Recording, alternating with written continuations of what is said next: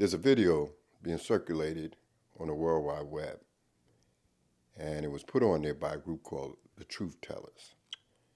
Now, if anybody saw that video, their first assumption is, oh, see, Mr. York took a plea bargain. He obviously is guilty. Here's the problem with that video.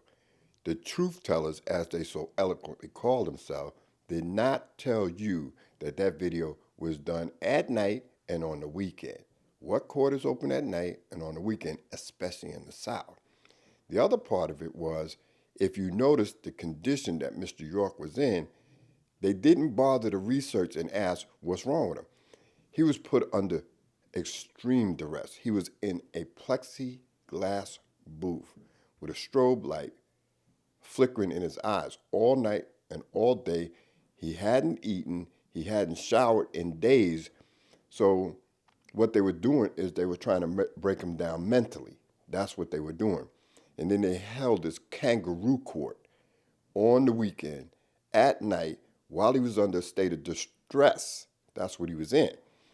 And then his lawyers had the nerve to tell him, listen, if you don't take this plea deal, they'll give you 1,000 years, son this and son that. I know what I'm talking about.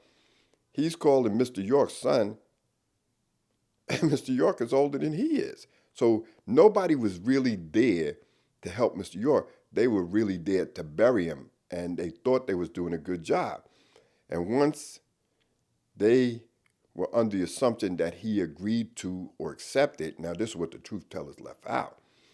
When he went back so that the judge can finalize that, they reviewed everything that he said the first time, which is what they do in court. They ask you, are you aware that you agreed to this, and are you aware you agreed to that? Mr. York said, those guys are not my lawyers, and I have no written agreement with them.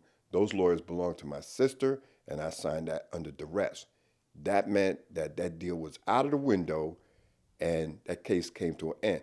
That's what the Truth Tellers did not put in the video. So the Truth Tellers wasn't there to tell you the truth. The Truth Tellers were there to set the stage for the way they wanted you to view Mr. York and feel about him.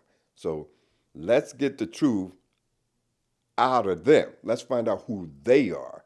But let me just tell the Truth Tellers something that they don't think we know. I know that Sheriff Seals gave y'all that I know.